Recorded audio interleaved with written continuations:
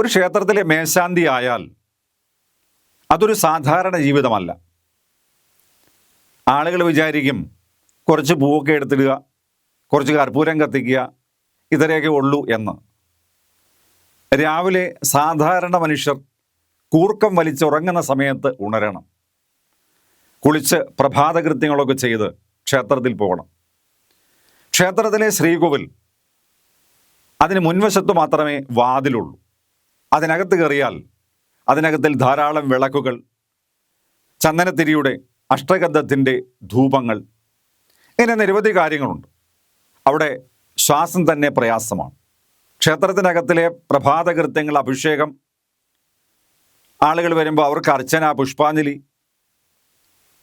പിന്നെ പായസം വെക്കാൻ അറിയണം, പാൽപ്പായസം വെക്കാൻ അറിയണം, പല നിവേദ്യങ്ങൾ ഉണ്ടാക്കണം, അതെല്ലാം അറിഞ്ഞിരിക്കണം.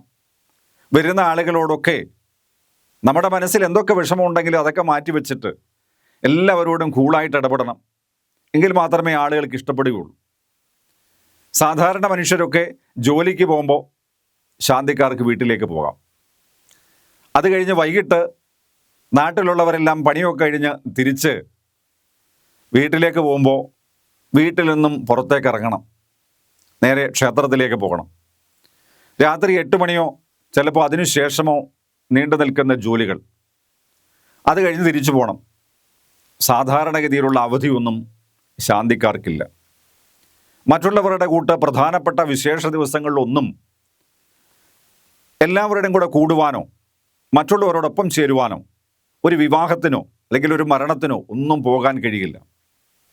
എന്ന് മാത്രമല്ല, സ്വന്തം അമ്മ മരിച്ചു കിടന്നാൽ തന്നെ അവിടെ പകരത്തിനൊരാളെ കൊടുത്തെങ്കിൽ മാത്രമേ ആ ക്ഷേത്രം പ്രവർത്തിക്കുകയുള്ളൂ.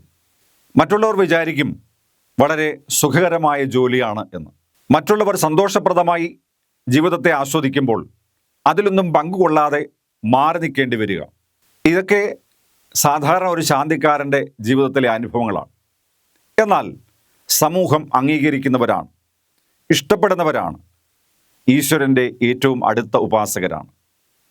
ആ ഒരൊറ്റ കാരണമാണ് പലർക്കും ഈ രംഗത്ത് തന്നെ തുടരുവാനും ഈശ്വര ഉപാസകരായി ജീവിക്കുവാനും പ്രേരിപ്പിക്കുന്നത്.